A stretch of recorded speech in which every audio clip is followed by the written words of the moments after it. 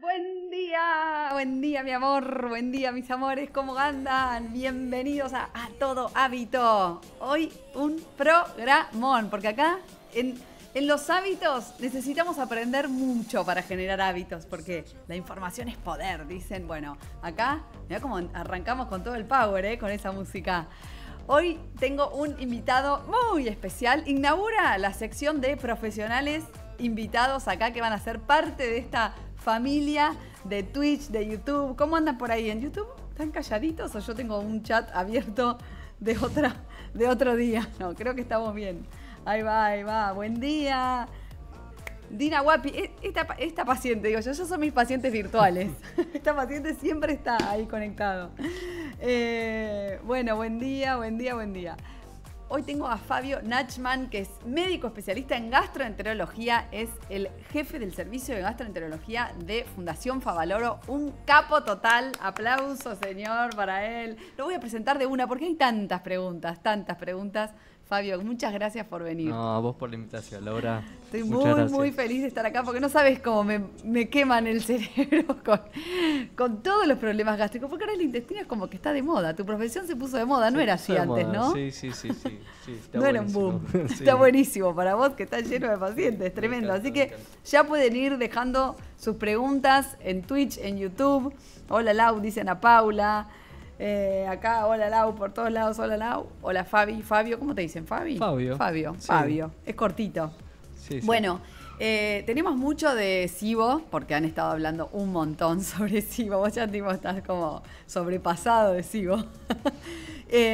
Mucho, viste, se me inflama el intestino. Entonces como que queremos abordar todas esas preguntas frecuentes. Yo tengo acá, ayer dejé una cajita de preguntas en Instagram y explotó.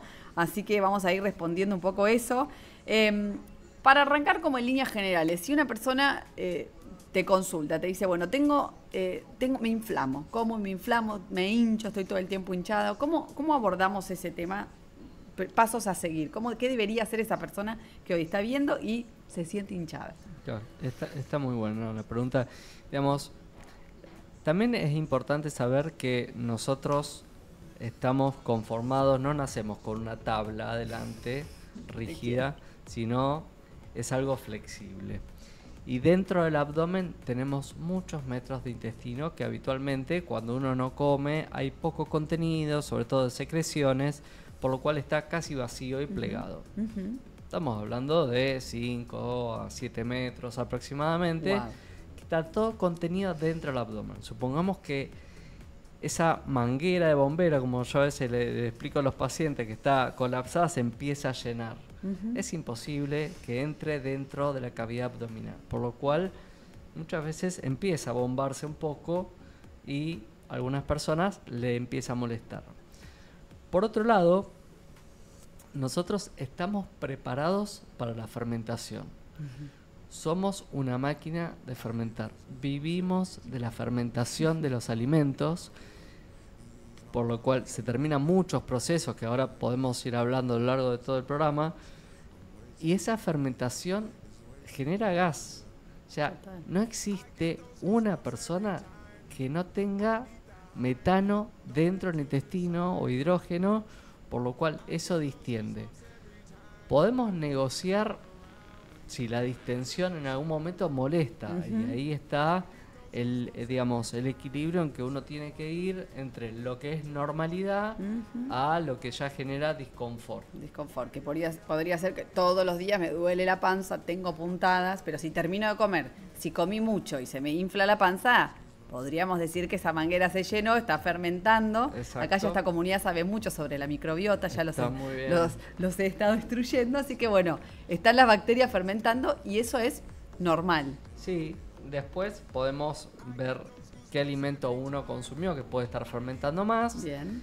Y lo que se está viendo y está teniendo, es motivo de muchos estudios, es porque algunas personas tienen más sensorialidad, sienten más en el intestino, por lo cual la misma distensión a una persona no le molesta y a otra siente dolor. La realidad es que cuando el intestino empieza a distenderse, ahí puede generar a veces dolor.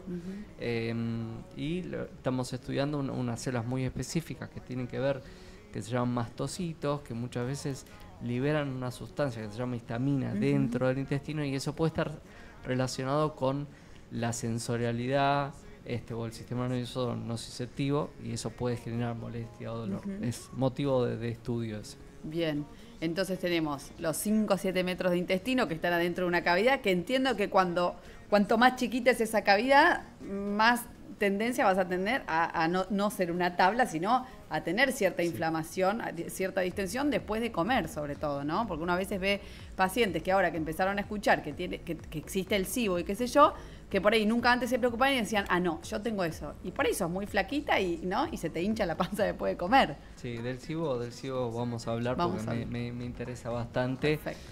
Porque hay mucho mito con respecto a eso también, y hubo mucha corrida por celebrities que empezaron a hablar del SIBO, y eso no está colaborando absolutamente para nada. Total. Entonces dijimos, la cavidad y esos metros de intestino, la fermentación y algo más. Sí, después, bueno, está muy relacionado con lo que uno consume, y muchas veces uno escucha que pacientes dejan de comer algunos alimentos porque dice, esto me distiende mucho. Y ahí es donde empezamos a trabajar con los nutricionistas muy de cerca, porque es fundamental, por lo cual es importante no resignar alimentos que son muy importantes para la nutrición, porque van a fortalecer toda la microbiota o hacer que la microbiota sea más robusta, porque a veces puede generar más síntomas. Hay un profesor, doctor en Barcelona, que se llama Francisco Werner, que es quizás una de las personas que más conoce la microbiota en el mundo. Dice, a veces es preferible resignar un poquito de síntomas y tener buena salud. Total. Que dedicarse a comer solo carne, no distenderse y después que la microbiota esté enferma, ¿no? Repasemos un poco qué son aquellos alimentos que fermentan y que son re importantes, pero que casi que cuanto más importantes más fermentan, ¿no? Por ejemplo, las legumbres, que es un caso que cuando uno insiste en comer legumbres, lo primero que te dicen es, me genera gases, que había como 3 o 4 preguntas de esas. Bien, quizá la legumbre es uno de los alimentos más importantes, y todo lo que es, digamos, hoy, hace poco hice un reel explicando, porque todo el tiempo hablamos de tal alimento es crucial y te va a prolongar la vida. La realidad es que uno puede saber las propiedades de los alimentos y hay algunos estudios, pero saber realmente qué impacto va a tener en la longevidad y en la calidad de vida es muy difícil, porque es muy difícil medir una intervención, sobre todo si es alimentaria, porque está plagado de factores confundidores.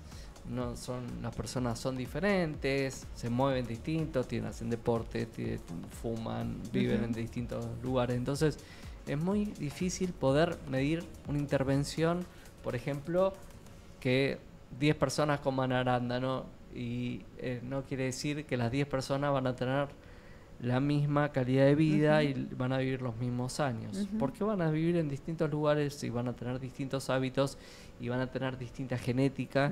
Entonces es imposible. Pero hace poco comentaba, la mejor forma de realmente ver una intervención es ver lo que se hizo para atrás. Entonces los pueblos que tienen más longevidad y tienen mayor calidad de vida, por ejemplo, son las zonas azules, que son 5 puntos en el mundo: Italia, Japón, Grecia, California, donde se ve que tienen un patrón dietario de estilo mediterráneo, hacen actividad física, tienen buena relación interpersonal con la familia y amigos, y menos contaminación. Y el patrón dietario, la base de la pirámide, lo más importante, son verduras, frutas, semillas, legumbres, ¿sí? Carne, sobre todo carne de pescado, ¿sí? Y grasas saludables. Exactamente. Aceite de oliva, frutos secos, palta. Aceite de oliva, exacto. Palta, que hiciste un posteo de la palta. Sí. Como. Pero viste que está como muy de moda esto del superalimento. Y entonces le quieren adjudicar todas las propiedades a un alimento. ¿Viste? Uno ve como más hierro que la carne, más. Para un poco, o sea. Lo importante. Variedad. Sí, y no irse al extremo. Total. No creer que si alguien vemos comiendo una hamburguesa se va a morir. ¿Sí? Total. O aquel que come una hamburguesa dice, como aquel que no come carne, no puede entender. Sí. Entonces, lo importante es no irse al extremo. Sí, la base de la alimentación sería importante que esté basado en lo que fuimos diciendo, verduras, frutas, granos legumbres. enteros, Exacto. legumbres. Acá preguntaban, fibra sí, dice Jime, sí o no para intestinos inflamados. Me dijeron pan blanco, por ejemplo, no integral. Bueno, un poco ahí, esto que ahí estamos es diciendo. donde uno empieza a jugar un poco. Y antes estábamos hablando, me fui para el otro lado, pero estábamos hablando de las legumbres. Las legumbres, digamos, es verdad, es uno de los últimos alimentos que uno introduce en aquellos pacientes que tienen mucha distensión. Pero hay que, por eso también es muy importante el trabajo de cerca con la nutricionista, lo cual es importante que las legumbres tienen antinutrientes, son algunas sustancias que crean las plantas para defenderse de las plagas, de los insectos. Entonces son sustancias que impiden la digestión de los nutrientes.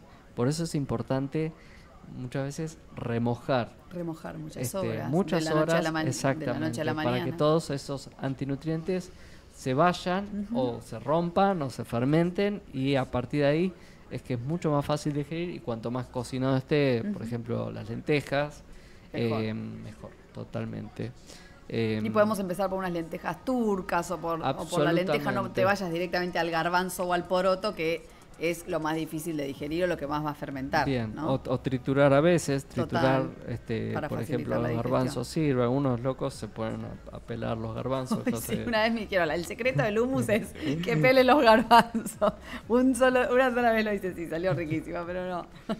Prefiero darle que darle. Buen día desde Santa Fe, dice acá. Yo tengo SIBO y desde que tomo probióticos, supongo, porque dice, tomo probióticos, me cambió la vida. Vamos a hablar un poco, vamos por parte, vamos a hablar de SIBO, de probióticos y de prebióticos, ¿te parece? Porque a veces son términos que se confunden. Vamos a meternos de lleno en el SIBO. ¿Qué significa SIBO?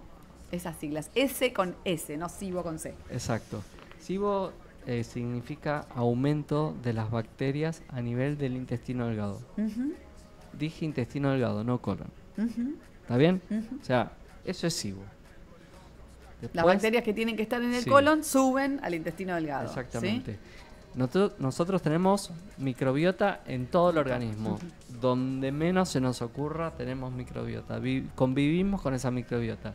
Ahora, la mayor concentración de la microbiota está en el colon, en el intestino grueso. En la boca tenemos microbiota, en el estómago tenemos mucho menos microbiota, pero hay microbiota. En el intestino delgado empieza a haber un poquito más de microbiota, pero un número limitado, que no tiene ningún sentido que lo dé.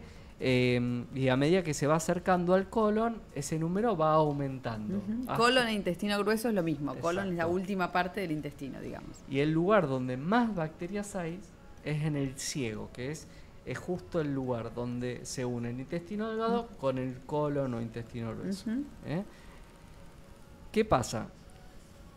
Ante determinadas situaciones, ¿qué es lo que evita que las bacterias crezcan en el intestino delgado? Porque si no, también podrían crecer más bacterias. El movimiento del intestino, que se llama peristalsis, que es un movimiento que va haciendo que progrese el alimento, y algunos movimientos que también suceden cuando no hay alimento, eso que me hace ruido en las tripas, bueno, que se llama complejo migratrix, que recorre todo el intestino como barriéndolo, es quizá el mecanismo más importante que impide que crezcan bacterias dentro del intestino delgado. ¿Cuándo falla eso? Con patologías muy puntuales. No es que a cualquiera le fracasa ese mecanismo. Una diabetes de muchos años de evolución que afecta a la parte nerviosa del intestino, que hace que no se mueva. Enfermedades del tejido conectivo, digamos que hay fibrosis, que el intestino no se mueve, muy puntual, o enfermedades que afectan el músculo liso del intestino, que hace que no se mueva. O, por ejemplo, la presencia de muchos pólipos que hace que el intestino no se pueda mover, o algún divertículo en el intestino delgado puede hacer que crezcan bacterias. Pero si no, es difícil que crezcan bacterias cuando está este mecanismo. Después ayuda también el ácido del estómago, que permite que haya un nivel de bacterias óptima en el intestino delgado, las secreciones del páncreas, el sistema inmune, y una función que hay una válvula entre el intestino delgado y el colon, que se llama válvula ileocecal, que esa válvula trata de impedir que suban las bacterias desde el colon al intestino delgado. Clarísimo. ¿Está? Entonces, o sea, no es que cualquiera puede tener SIBO. Ahora, ¿qué pasa? Que todo el mundo tiene SIBO. ¿Cuál es el síntoma cardinal del SIBO? Y ahí se van a bajar varios, van a decir, a ver, no entonces, ¿cómo es el SIBO? Probablemente el síntoma más importante en el SIBO es la diarrea. O sea, no es alternancia con diarrea, constipación, no es distensión abdominal, no es dolor, es la diarrea. ¿Qué significa? Ahora ya no diarrea? se va a poner de moda. Me encanta que lo dice así para bájense de esa moda. ¿Por qué? ¿Qué causa el SIBO? El SIBO, estas bacterias, sobre todo, desacoplan o inactivan las sales biliares, que son las responsables de poder digerir y absorber las grasas, básicamente, y algunas que otras enzimas encargadas de la digestión y absorción. Uno lo ve típicamente en un paciente que es diabético, o un paciente que está operado y se le sacó la válvula ileocecal, o tiene alguna modificación o alguna asa intestinal ahí abandonada que puede estar generando que crezcan bacterias. Ese paciente come e inmediatamente tiene diarrea. Claro. Eso es un SIBO. No. Ahora, ¿qué pasa? Como y me hincho. Como y me hincho, ¿ok?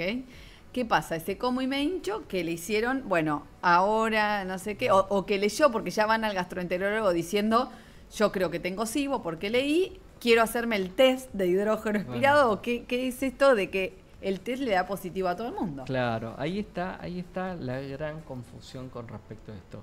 Porque al test del aire expirado, o sea, hay distintas formas de hacer el diagnóstico.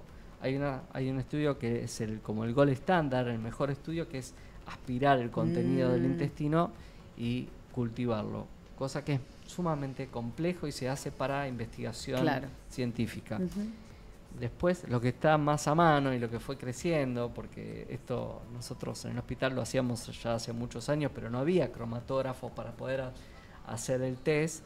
Ahora es un aparatito portátil, entonces lo está haciendo más gente, pero la gran confusión viene porque siempre dosamos el hidrógeno, que es un gas que se genera porque cuando la persona toma un azúcar, las bacterias metabolizan ese azúcar y liberan hidrógeno. Ese hidrógeno se absorbe y el paciente lo exhala. Entonces, a partir de ahí nosotros podemos hacer una curva desde que se toma el hidrógeno y ese hidrógeno debería aumentar como una medida que es 20 partes por millón con respecto a la basal, pero por lo menos antes de los 70 minutos de haber tomado ese líquido. Ok, el estudio se hace, te dan un líquido y vas soplando y van midiendo hidrógeno, ¿sí? También miden metano. Vamos con el hidrógeno, claro. O sea, el hidrógeno, si vos me decís que en el intestino delgado normalmente hay bacterias, no hay tantas como en el colon, entonces pueden ser esas bacterias propias del intestino delgado que están fermentando. Fermentan y obviamente el hidrógeno va aumentando, pero si aumenta mucho es que ya hay un sobrecrecimiento, o se interpreta como sobrecrecimiento. Ahí me están mostrando los chicos una imagen. Sí, es como eso, que soplan ahí. Se llama cromatógrafo. Cromatógrafo. La confusión viene a partir de que se incorpora un nuevo jugador que es el metano. Y la realidad es que ni los expertos en el mundo se ponen de acuerdo a cómo denominar el SIBO. Y se empezó a hablar del metano y que si el metano aumenta también puede ser el diagnóstico de SIBO. Pero sí, es verdad, si el metano aumenta, pero si el metano está presente al momento de empezar el estudio y el paciente todavía no tomó el azúcar, ¿por qué ese paciente tendría SIBO si el metano tranquilamente va a estar en el colon? Claro. Y ahí es que viene la mala interpretación.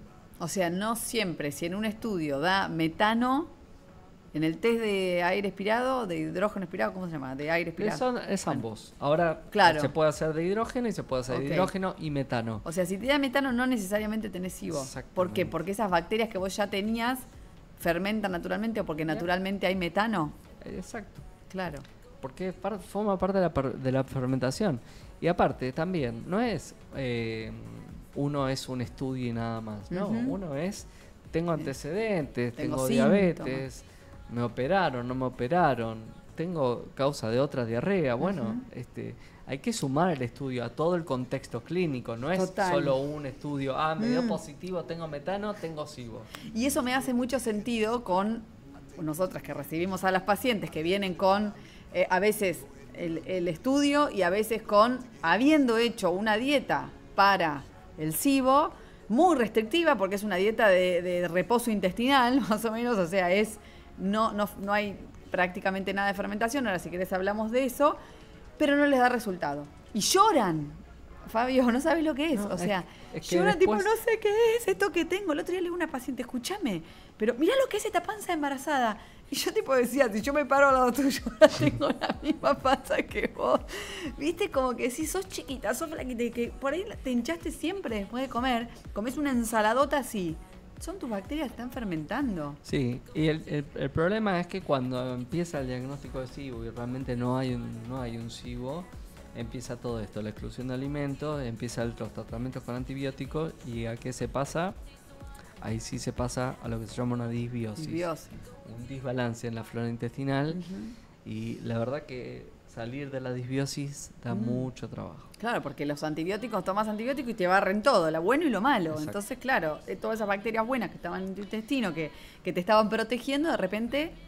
No, y aparte nosotros mismos forjamos nuestra microbiota. De acuerdo a lo que vamos comiendo, es que forjamos nuestra microbiota. Y si empezamos a excluir alimentos que realmente por ahí nos pueden llegar a generar una mínima distensión o gases, terminamos deteriorándola. Por eso siempre es muy importante el trabajar a la par de la nutricionista porque yo siempre lo menciono. O sea, a mí me gusta 2 o 3 semanas sacar todos los residuos que pueden generar más fermentación y a partir de ahí empezar a armar un traje a medida. Yo siempre le digo un traje a medida. Total, me encanta. No todo el mundo puede comerse una manzana entera, pero no está bueno que no coman manzana porque más allá que puede generar gases o distensión, por ahí un cuartito de manzana ayuda. Claro. Porque ¿a qué se llama eso?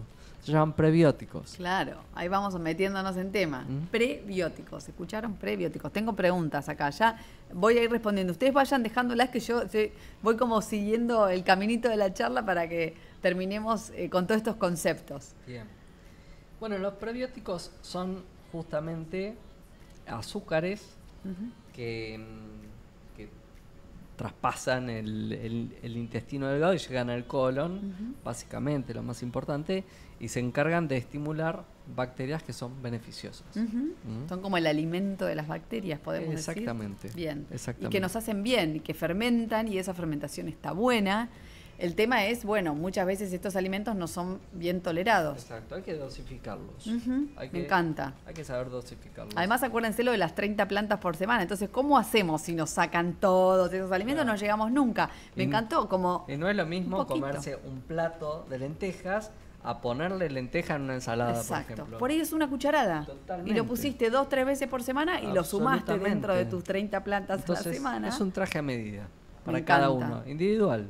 No lo saquen, no lo eliminen, vayan haciendo, vayan a la consulta nutricional obviamente y de eso nos encargamos nosotros. Yo en el equipo tengo a Flor, que ya la voy a invitar, Flor D'Amelio, que estudió con Paz, es discípula de Paz Temprano, que le mandamos un beso. Y justamente lo que vamos haciendo es eso, al principio se hace una exclusión, pero poquitísimo tiempo. El otro día una paciente con 7 semanas de una dieta de etapa 1 de SIBO. Bueno, eso también. La falta de nutrientes que hay ahí. Digamos, hay que decir lo malo también. La atención médica a veces es escasa, las preguntas pueden ser escasas, hay poco interrogatorio y hay colegas también, hay nutricionistas que por ahí tienen una indicación impresa y va para todos y la verdad no va la instrucción, no, esto se puede tener 2 o 3 semanas, después hay que empezar a hacer una introducción de los alimentos y los pacientes nada, le entregan la planilla y algunos obedecen y quedan así, claro, con dieta baja en FODMAP y realmente después se encuentran con la disbiosis, ¿no? Bueno, a ver, preguntas por acá. ¿Puede hablar de cándida intestinal, alimentos recomendados y cómo se detecta? Por favor, Lauri. Me encanta. A ver, se está haciendo un festín. Sí. Estas son las redes, lamentablemente. Yo nunca lo había escuchado. Son las redes. A ver. Digamos, cándida es un hongo que es importante que sepan que lo tenemos todos. Todos tenemos la cándida. ¿En el intestino? Sé que las mujeres partes. Tenemos en la vagina, los hombres también tienen. Vagina no. Pero... Porque yo sé que si el hombre tiene candidiasis es porque se lo contagió de una mujer. Me quedó de la facultad eso, ¿no? No. O sea, está en el colon también. En todas partes. A ver, ponele que vos tuvieses que hacerte aerosol de corticoides porque tenés asma, por ejemplo. Tranquilamente te pueden aparecer cándidas en la boca, en el esófago, ¿sí? Donde hay una baja defensa, por ejemplo, aparece la cándida. Bien. Pero eso significa que la cándida está con nosotros. Claro. Pacientes con inmunodeficiencia, con baja defensa, aparece cándida. Entonces, mujeres que se tratan con antibióticos, donde genera una disbiosis en el intestino, aparecen con cándida en la vagina. Claro. ¿Sí? Esto porque ahí se aumenta la permeabilidad y ahí hay un desbalance, ya las bacterias que sostienen todo un ecosistema se caen y ahí es que aparece la cándida. Entonces, la cándida sí puede estar, la cándida puede estar en el intestino, pero lo que yo siempre digo, la cándida es como un espectador. Digamos, si todos los mecanismos están fallando, si hay una disbiosis o algo importante, la cándida va a aparecer. Pero la cándida, ni bien uno restablece todos los mecanismos, la homeostasis, las buenas bacterias, la cándida no tiene fuerza, no tiene fuerza. Entonces, no, porque vienen pacientes tratándose con fluconazol durante mucho tiempo. El azúcar es un veneno. Porque alimenta la cándida y hay estudios que se hacen para la cándida. Sí, van a encontrar cándida. Y si hay disbiosis, van a encontrar más cándida. Pero el tema no es tratar la cándida, sino es tratar la patología de base, reforzar la flora intestinal y la cándida va a estar en un nivel aceptable. No lo que pasa es que a veces es más fácil, te digo, lo vivo muy cercano, que te den un medicamento y no que te digan come frutas, come verduras, vamos de a poco, haz ejercicio, tené vínculos sanos, dormí bien. O por favor, doctor, deme un probiótico. Probiótico enseguida. Y vos decís siempre, es como el moñito. Exactamente. Primero el prebiótico que está en los alimentos. Es como el revestimiento de la casa. Los cimientos no están, pero el revestimiento está perfecto. Entonces, uno tiene que tener una buena base de alimentación, saber que no tiene ninguna patología y obviamente no naturalizar los síntomas. Siempre que hay un síntoma hay que hacer la consulta porque puede ser indicador de una enfermedad que puede tener un tratamiento específico. Y si no hay patología y la alimentación está bien, agregar un probiótico está bien, y de a poco vamos conociendo algunos probióticos que tienen algunas funciones específicas, pero eso no quiere decir que uno está tomando un antibiótico para determinada patología y se terminó. No. O sea, o que comes cualquier cosa y tomas probióticos y vas a ser el más sano del mundo. Absolutamente. No. Acá preguntan, ¿celiaquía influye? Dice Valeria en YouTube. Sí, la enfermedad celíaca es una enfermedad autoinmune del 1% de la población. El 40% de la población tiene la predisposición genética, pero solo el 1% tiene enfermedad celíaca. La enfermedad celíaca en su etapa inicial, cuando no tiene diagnóstico o está empezando con el tratamiento, puede tener sobrecrecimiento bacteriano porque la mucosa intestinal puede estar afectada, tiene menos defensas, se mueve mal el intestino y todo eso favorece a que crezcan bacterias en el intestino delgado. Pero una vez que el paciente empieza en tratamiento y se va restableciendo el intestino, el movimiento adecuado y las defensas, prácticamente que ni hace falta dar un antibiótico porque solo lo va resolviendo el paciente a la medida que empieza el tratamiento. Una vez que elimina el gluten. Comer sano, dormir bien, hacer ejercicio, no estresarse, fácil decirlo, difícil ponerlo en práctica. Y bueno, tal cual. Yo muchas veces les digo cuando presento a mi equipo y fomento la consulta uno a uno, es porque uno sabe lo que tiene que hacer, pero muchas veces necesita ayuda para poder hacerlo. Y para eso es que estamos, porque seguramente no hay mucha ciencia detrás, ¿eh? Y a veces es como, ¡ay, qué aburrido! Yo digo que no tiene marketing cuando profesionales que hacemos estas cosas que es fomentar hábitos saludables, posta que no tiene marketing. Y por eso me encanta tener un programa sobre hábitos, invitar a gente como vos que no viene con soluciones mágicas, porque obvio que para un profesional es más fácil, tipo, vender humo y la dieta de las 3 semanas y la limpieza de no sé qué. Y bueno, sí, es pasajero, o sea...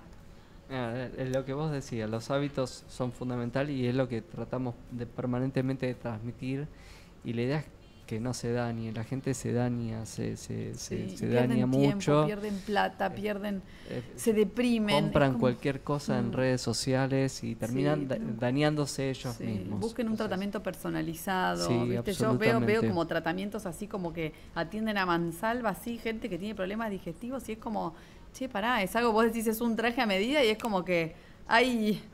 Bueno, está ocurriendo casi un milagro de muchos pacientes que responden a algunos tratamientos, inclusive uno escucha que mejora la fertilidad, que desaparece la cefalea, que desaparecen los dolores del cuerpo. Pero la realidad es que puede haber distintas patologías, y no hablamos tanto de las patologías, hablamos de la enfermedad celíaca y hablamos del SIBO, pero hay distintas patologías que pueden ocurrir en el tubo digestivo que puede generar síntomas.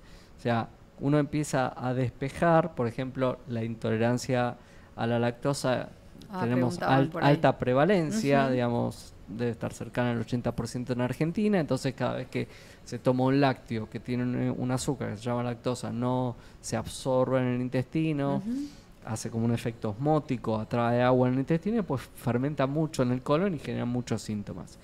Entonces, descartar una intolerancia a la lactosa, descartar la enfermedad celíaca, y algo que es importante, que tiene muy difícil hacer el diagnóstico, que a veces puede tener algún marcador y a veces no, y hay que realmente sospecharlo, es la sensibilidad al trigo no celíaco. Contanos un poco de que eso. Hay una prevalencia que no es tan baja, que se calcula, porque al no tener un método diagnóstico preciso, que puede rondar el 20%. Y es un cuadro que puede dar no solo síntomas digestivos, como distensión abdominal, gases, alternancia de diarrea con constipación, sino que también puede dar síntomas extradigestivos, que la gente por ahí se siente cansada, o que le duele la cabeza, o que le duele el cuerpo. O ahora van a estar todos con sensibilidad al trigo no celíaco. A ver, pero ¿cómo y si tenemos esos síntomas? Y es fundamental primero hacer los anticuerpos. Anticuerpos, descartar la enfermedad celíaca, es lo más importante. Perfecto. Y si se hicieron los anticuerpos y no tienen enfermedad celíaca, ¿no es que sale la sensibilidad al trigo en los anticuerpos? No. A veces puede, por más que los anticuerpos estén dentro de los valores normales, algún anticuerpo estar cercano al valor límite. Por eso es importante la consulta. Total. Y no asumir ni decir voy a dejar el gluten porque me parece que tengo, no. Primero la consulta, porque si alguien decide, el 30% en Estados Unidos intenta dejar el gluten sin conocimiento. Sí. Entonces, el sensible al trigo probablemente mejore, se sienta mejor, deje de tener esa neblina mental, empieza a pensar mejor, a tener más energía, le duele el cuerpo, soy celíaco. Entonces, ese paciente no tiene diagnóstico. ¿Y qué puede pasar? Aquel que es celíaco y está viendo sabe lo importante y el esfuerzo que requiere una dieta libre de gluten. Porque, pobrecito, nosotros los controlamos con anticuerpos y le decimos, mirá, todo bien, pero los anticuerpos no se normalizan. No. Pero doctor, estoy haciendo todo.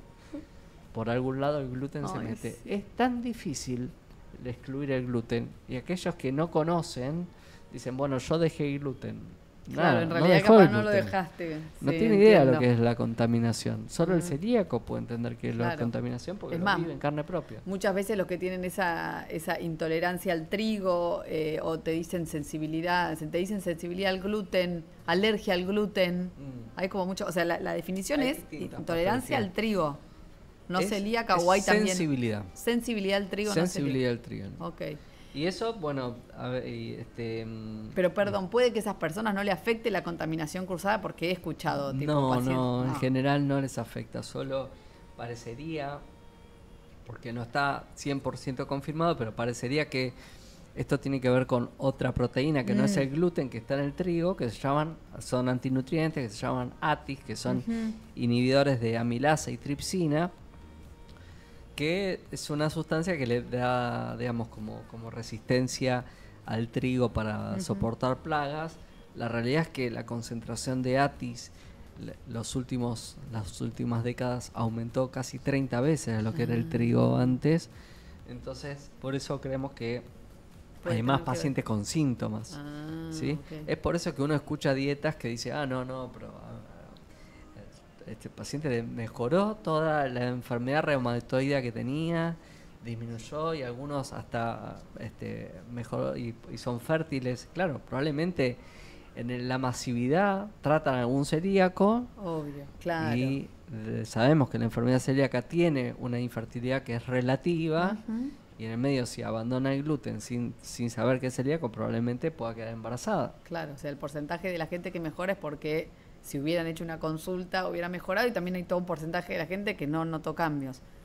Pero puede ser que se sientan, bueno, puede ser que también empezaron como a incorporar otros hábitos, como dentro de este plan magistral de eliminar todo. Capaz sumaron, no sé, vegetales, frutas, empezaron a hacer ejercicio y también se sienten mejor por eso, ¿no? Totalmente. Digamos, lo importante de esto es siempre estudiarse, porque yo siempre lo digo. A ver, me dicen, ¿pero qué tiene de malo si dejamos el gluten, si dejamos...? La realidad no tiene nada de malo, más que se está dejando un grupo de alimentos que por ahí tienen prebióticos como la inulina, pero el hecho de no tener diagnóstico hace que por ahí siga incorporando el gluten sin conocerlo, y si es celíaco puede debutar con una complicación que ya no va a tener vuelta atrás, y tienen alta mortalidad, y es lo que recibimos los médicos habitualmente. No tiene la oportunidad de decirle a un familiar de primer grado que tiene 20% de posibilidad de tener la enfermedad celíaca y evitarse una diabetes tipo 1, una tiroides Hashimoto. Entonces, la realidad es que solo con un análisis de sangre alcanza, y si está todo bien y quiere tomar la conducta de intentar dejar las harinas, digamos, tampoco es tan grave. Creo que no hay que extremar las cosas. Total, sí. Siempre... Sí, o restringir por restringir, porque digo, de alguna manera es como que casi que nos gusta tener como esa restricción. No me incluyo, pero a veces vienen los pacientes como de alguna manera, bueno, pero saqué esto y saqué el otro, y se sienten como orgullosos de sacar. Yo les diría, siéntanse orgullosos de incorporar, de tener mucha variedad de alimentos, de contar esas 30 plantas y si son más, mejor. Me parece que nada, en esto hay tanta información por acá y por allá, y uno a veces se siente como valentía, ¿no? De que, bueno, dejé el gluten y hago esfuerzo, pero me siento mejor. Bueno, por ahí comías poquito, o eran personas que se la pasaban incorporando harina de trigo en el picoteo, en harinas de mala calidad. Entonces a veces dejás las harinas, pero en realidad dejaste la factura, los bizcochitos, la tostadita o el pan que te comes con todas las comidas, las galletitas. Entonces en realidad le hiciste bien a tu cuerpo porque dejaste un montón de alimentos que por ahí son poco nutritivos. Absolutamente. Qué difícil. Bueno, hay distintos trastornos que puede dar el trigo, y ahí también está bueno especificar. Hablamos de la enfermedad celíaca, que es el 1% de la población. Después le sigue una patología menos frecuente por ahí en adultos, pero más frecuente en niños, que es la alergia al trigo. La alergia a la proteína de trigo, que en general puede dar síntomas digestivos, como náuseas, vómitos, pero en general da erupciones. ¿Y a qué edad se ve eso? Eso se ve más en la infancia. Sí, pero ¿desde bebés o...? Sí, se puede ver desde que introducen, y después con el tiempo va desapareciendo. Es muy infrecuente en adultos, está por debajo del 1%. Y después hay algo más frecuente que dijimos, que es la sensibilidad al trigo, y algo más frecuente todavía es la intolerancia a los fructanos del trigo. Ahí va. Porque la realidad es que... Que no es el gluten, no, son los carbohidratos. Exactamente, porque la realidad es que no todo el mundo se aguanta una pasta fresca o una pizza. No, yo tomo pizza, como pizza con cerveza y el otro día sé que estoy así, pero Todo me el mundo. encanta. Todo el mundo. O mate con factura, así como son dos combinaciones que sé. Y yo me lo aguanto. Y digo, me gusta comer. Si te gusta el durazno, bancate Claro. la pelusa. Es inevitable Claro, digo, distenderse. fermenta. Y más la pizza que Bueno, no tiene pero- como tiene ese elevado rápido, ¿no? Pero comete una pizza de masa madre. Claro, total. Cuando como pizza de masa madre, no me pasa. Exacto, es Totalmente. eso. Porque está fermentado de una manera acelerada, Exacto. no llega a romperse ni hidratos de carbono ni proteínas y todo eso fermenta dentro. Claro, ¿entienden? Cuando la pizza como la comemos acá, que tiene la levadura, se hace un levado muy rápido y después esa levadura termina de fermentar en tu intestino. Por eso yo te cae siempre- mucho más liviana esa pizza, la pizza napoletana, que ahora está como muy de moda, la pizza de masa madre, la pizza italiana. Yo eso me di cuenta en Italia. Que digo, ¿cómo no me cae? Y me había comido una pizza entera. Y dije, mañana muero. Nada. Claro, Y porque sí. ya está fermentada. Sí, totalmente. Entonces A ver, acá absorbes están bien preguntando. los alimentos. A ver qué dice. Me hice test de fructano, sorbitol, lactosa y si no, no sé cuánto más. Me dio todo ok. Y sigo mal. Ay, Jime. ¿Qué comer? Bueno, antes decía que comer con colon irritable. El gastro me hizo una lista larguísima de lo que no puedo comer. Imposible cumplir. Después también se hizo el test. Bueno, hablemos de colon irritable. La cara de Fabio. Sí, es penoso, o sea, escuchar, digamos, el tema no es la lista, el tema es ir probando e incorporando. Sorry, porque ahí cada persona con este traje a medida puede ser que algo que le haga mal a una persona, a la otra no. Totalmente, O sea, porque no ¿entienden? Eso es re el clave. nivel de tolerancia no es la misma de lactosa para todo el mundo. Vos por ahí podés tomar un poquitito así de leche y no te pasa nada, y si yo tomo lo mismo voy a empezar a tener gases. Claro. Entonces es distinto y Ujú. nadie tiene absoluta intolerancia a la lactosa, por ejemplo, a todo. Sí, total. Si tomás un poquito Sí. podrías digerirlo. Eso Las es. propias bacterias tienen lactasa, ¿o no? Sí, que digieren la totalmente, lactosa. Totalmente, entonces no Sí. existe. Así todo tampoco, a ver, yo no es que estoy haciéndole test del aire a todos los hidratos de carbono, no tiene ningún sentido, porque, digamos, los pingos se ven en la cancha, entonces Hay que tomarse el va una tiempo. nutricionista, empiezan a trabajar, che, Lauri, mirá, yo a la mitad de la manzana ya me empiezo a tener gases, listo, No, por un cuarto. comés un cuarto. Claro. Y hay que tener paciencia también, porque no saben lo que son los pacientes. No puede ser, ya llorando. No me funciona, no. Bueno, pará. El otro día una amiga que se estaba atendiendo con Flor, que llorando me llama, ¿no ves? Y se había hecho el test de SIBO, le digo, bueno, anda con ella, que te va a armar algo a tu medida, bla, bla, bla. Y no me da resultado, no sé qué. Pará, tené paciencia, hacé la consulta, modifiquen cosas. Yo más cosas no puedo restringir, porque claro, la idea capaz que... No, pero por ahí es una cosa, o no es esa cosa que vas a tener que eliminar, sino que por ahí vas a tener que reducir un poquito la cantidad o la frecuencia. Y a Todo veces, tiene que ver con eso. Y a veces hay que resignar un poquitito de síntomas al principio, que después se van a ir. Total, claro. Después se van a ir, porque Cuando en se realidad... acomode todo. Exactamente. Lo que pasa es que a veces también la flora se va modificando o disminuye algunas bacterias que dejan de fermentar. Entonces, muchas veces pacientes que tuvieron antibióticos, tuvieron restricciones alimentarias, tuvieron disbiosis, que obviamente la disbiosis no tiene un diagnóstico claro, sino es una sospecha clínica, que nacieron por cesárea, que no se amamantaron, que recibieron muchos antibióticos y muchos factores más la alimentación. Entonces, empezar a trabajar eso muchas veces requiere mucho tiempo. Es como volver a sembrar el intestino y eso lleva tiempo Total. para que todo vuelva a un equilibrio. Y algo clave, hay que mantenerlo, porque las bacterias están cambiando todo el tiempo. Porque por ahí hago todo esto, listo, ya está. No, de acá al resto de tus días. Es así. Y después, bueno, la importancia, todos podrán decir, bueno, pero a ver, me importa un bledo a las bacterias. Total, no quiero tener Puede ser. síntomas. Pero la realidad es que cada vez se va conociendo más propiedades de la flora intestinal y una flora intestinal sana. Por ejemplo, la influencia que tiene la parte en el sistema nervioso central. Tremendo. Terrible. Digamos, las bacterias beneficiosas, ¿qué hacen?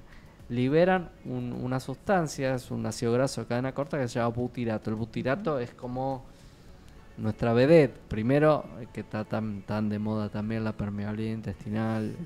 El intestino es permeable. El intestino Tiene es permeable. que absorberse. No, y aparte aumenta la permeabilidad a lo largo del día cada uno. O sea, si vos salís a correr, vas a volver con el intestino permeable. Si te estresabas, te va a aumentar la permeabilidad del intestino. Pero bueno, un tema aparte. Y hay patologías que también aumentan la permeabilidad. Pero el SIBO aumenta la permeabilidad, la diverticulitis puede aumentarla. Pero si uno consume una cantidad de fibras, que esto hace que las bacterias sinteticen el butirato mejora la permeabilidad intestinal. Y no solo eso, va a mejorar la función de la barrera hematoencefálica. Increíble. Y mejora, se está estudiando mucho lo que tiene que ver cómo la flora intestinal influye en depósitos de proteínas en el sistema nervioso central que terminan con Parkinson. O sea, se está avanzando mucho con el tema de Parkinson, con Alzheimer, con esclerosis múltiple, con todo lo que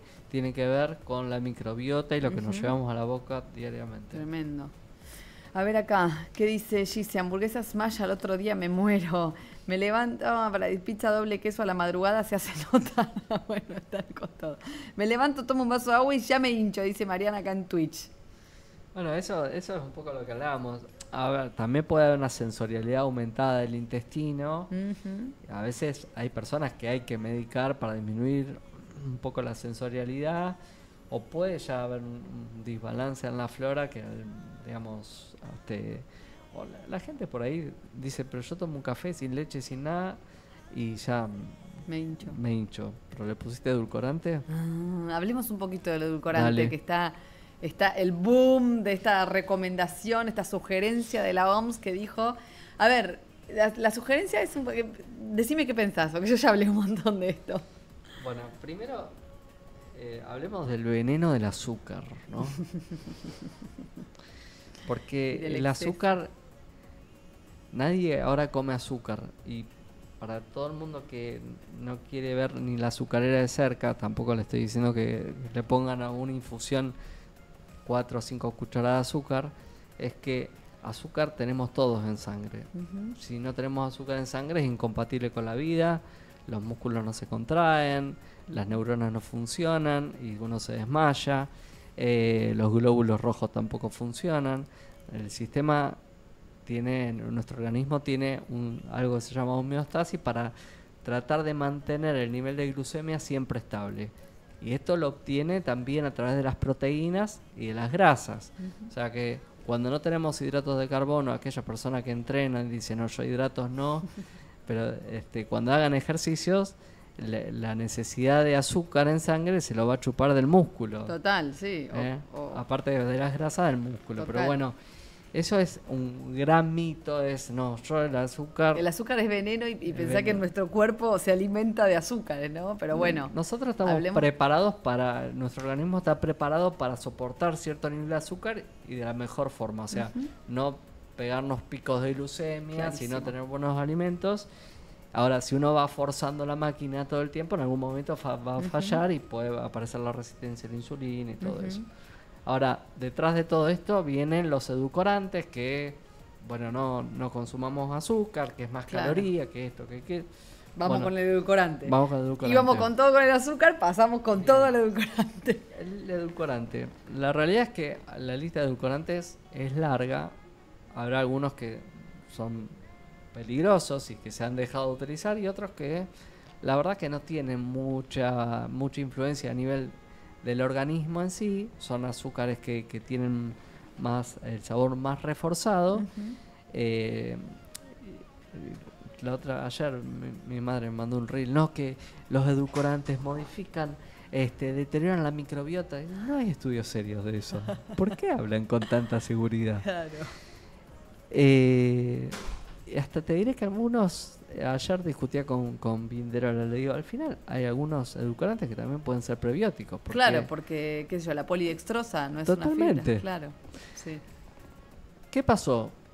La OMS, que vio que todas aquellas personas que consumen más edulcorante, en lugar de ser más delgados, empezaron a ver que tienen más sobrepeso, obesidad. Más enfermedad cardiovascular, diabetes a causa del sobrepeso y la obesidad. ¿Y qué son los edulcorantes los que engordan? Y la realidad es que no. lo que va pasando es que se va cambiando nuestro paladar. Exacto, sí. Vamos necesitando cada vez más nivel de dulzor, porque esto va estimulando algo que se llama un sistema de recompensa a nivel del sistema nervioso central, que está compuesto por una serie de sustancias, la corteza prefrontal, los ganglios de la base del sistema nervioso central, y estimulan la liberación de una sustancia que todos conocerán, que es la dopamina. Entonces, va cambiando nuestro paladar y cada vez necesitamos mayor cantidad de dulces. Y eso sabemos que es como un premio, y sabemos que por ahí uno se acostumbra al paladar a algo, pero se va a tomar una gaseosa con un edulcorante o un café con edulcorante, pero después va a necesitar comer algo dulce para compensar. Porque necesita mantener ese nivel de dulzor. Para mantener la dopamina. Dice que la vida es una búsqueda de dopamina. Entonces constante. Se vuelve, es el centro de la adicción. Sí. Entonces termina a la larga llevando sobrepeso porque terminan comiendo más. Claro, porque el edulcorante les eleva el umbral dulce y hace que cada vez necesiten más dulce. O sea, no, es como que empezás a consumir edulcorante para evitar el dulce, o sea, para evitar el azúcar, pero después la terminás compensando por otro lado. Por eso el mensaje no está tan bueno decir de la noche a la mañana todos los edulcorantes son veneno. O sea, que algunos son malos, consideramos y tienen estudios, pero algunos que no son tan malos. Ahora, me parece que todo en su justa medida. Exacto. Yo me la agarré, o sea, yo tomé eso para insistir mucho con la gaseosa. Es tremendo lo que vemos. Y pensá que pacientes que vienen con sobrepeso, obesidad, de haber hecho dietas previas, donde les recomendaron consumir gaseosa light. ¿Tenés hambre? Tomá Coca Light, te juro. Y vienen con una adicción que vos decís, y además ¿sabés cuál es la respuesta? Es como, no fumo, no tomo, déjame hinchar, no pienso dejar la Coca Light. Te juro, decís, pero pará, o sea, tampoco le estás dando algo bueno a tu cuerpo. Y es como, no, yo no como dulce, no, y después atracón de dulce por otro lado. O, no, cuando como dulce no me puedo controlar. Pues, te juro que estás acostumbrando a tu paladar con esa gaseosa que no aporta calorías. Lo estás entrenando todos los días para que no sienta el dulzor. Si vas saliendo de ese círculo vicioso, vas a ir mejorando. Entonces, todo no saben por qué. Te negocian cualquier cosa y no lo quieren dejar. No quieren dejar la gaseosa. Eso y el mate.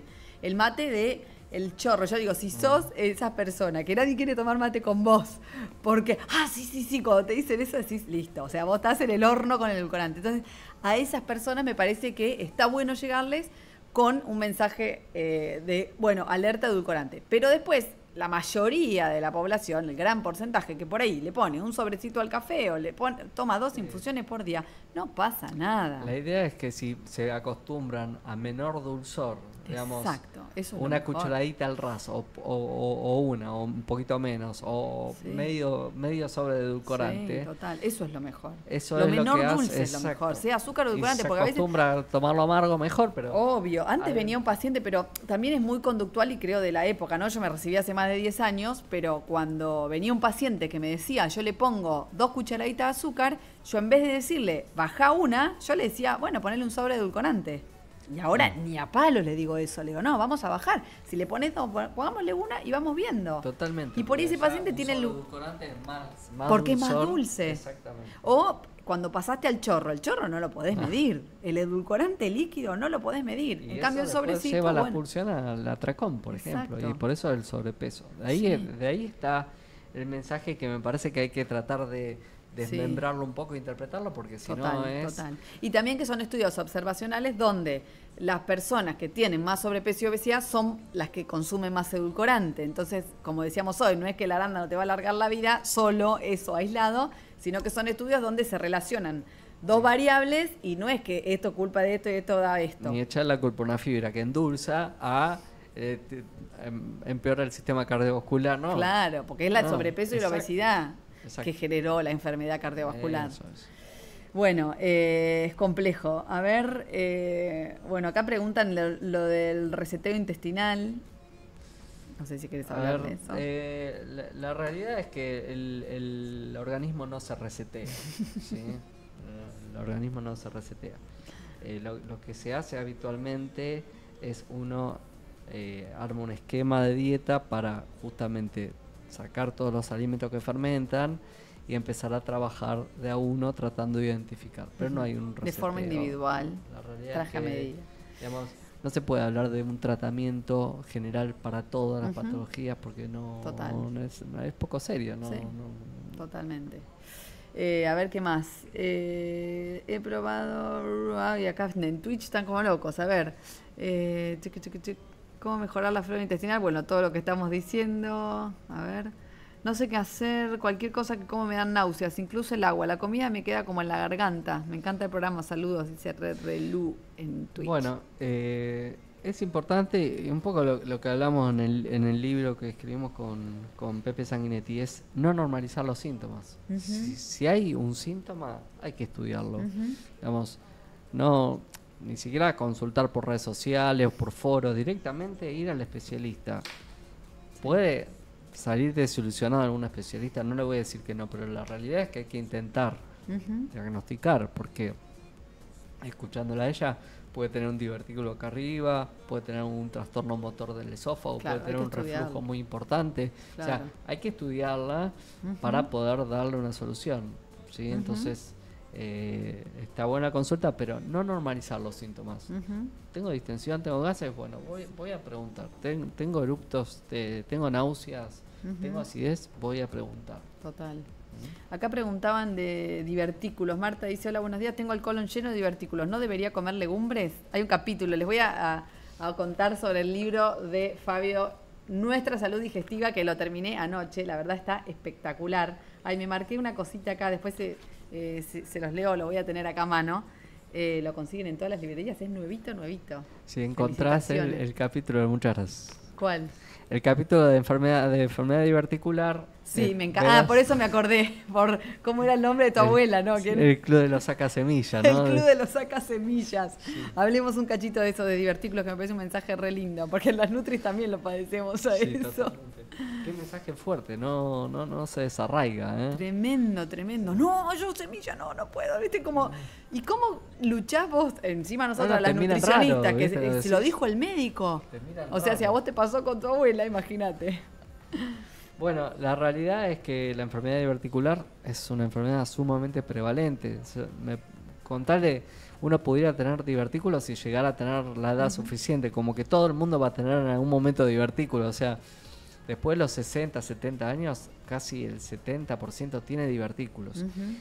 El divertículo es como una hernia de la mucosa, una bolsita que se arma para afuera del colon, y es porque el colon se contrae de una forma que va forzando, no es tan progresiva como el intestino delgado, sino que es como más segmentaria, y esta fuerza que hace el colon encuentra algunos lugares de debilidad, que por ahí por donde entran los vasos, y se hace como una bolsita.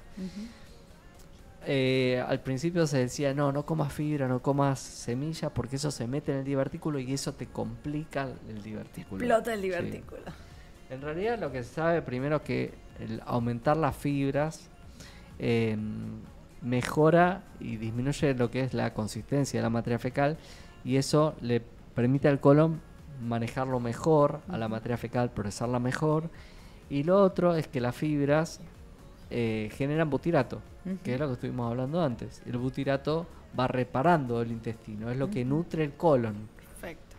Cuando nosotros hacemos endoscopía todos los días, cuando uno tiene interrumpido el tránsito intestinal, por ejemplo, tiene una bolsita, por algún motivo que no vamos a entrar ahora a discutir, y uno estudia el colon se pone inflamado, rojo, ulcerado.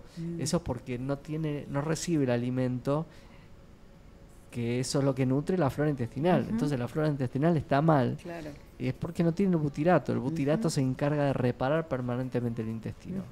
Y hay estudios ya muy importantes que dicen que las personas que ingieren más verduras, más frutas, más semillas, tienen menos complicaciones diverticulares. Total. Entonces, no pelen el tomate, no le saquen la semilla, por favor. Dejen que fluya la caca por el intestino. Exacto. Y que genere butirato. Coman frutilla, kiwi, que les va a venir bárbaro. Todo. Sí, bueno, rapidito, ya son las 12, o sea, se nos terminó el programa.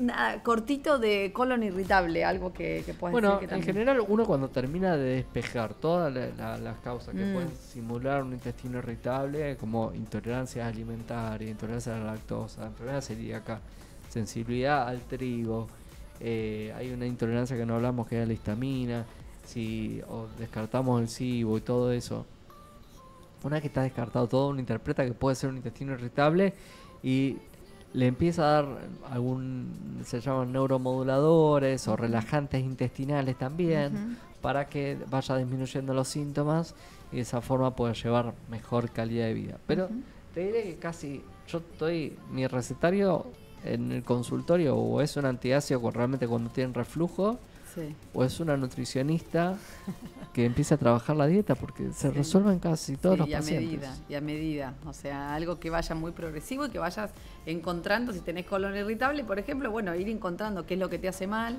Y me quedo también con lo de tolerar un poquito, como dijiste, el síntoma, como bancar un poquito el síntoma. Claro, muchas veces hay que invertir y aguantarse un poquitito del síntoma que después va a ir disminuyendo. Hay muchos alimentos que son naturales que pueden dar muchos síntomas. Y dice, yo como sano y tengo síntomas. Total, o sea, sí, comes una ensaladota de lechuga, comes ensalada todos los días. La calabaza tiene muchos fructanos que te pueden dar síntomas, la cebolla puede tener... O sea, hay que ir estudiando. O sea, comer sano puede ser que sea... También te genere síntomas, por eso siempre la asesoría es fundamental. Totalmente. Bueno, gracias, No, por favor, Fabio, espectacular. Un gusto. Me encantó, ya lo vamos a invitar de nuevo porque quedaron tantas dudas. Así que, bueno, muchas gracias por estar ahí. Mañana, organización, compras, cómo organizar la semana, menú semanal. Les voy a dar muchas herramientas para eso. Así que los quiero acá prendiditos a las 11 de la mañana por Twitch y YouTube de Telefe. Así que muchas gracias por estar acá. Chao, chao. Ahora se quedan las chicas de Insiders, que no hicimos pase hoy porque me comí todo el programa, chicas. Ya lo recibimos a Romy y a Juli. Chao, chao.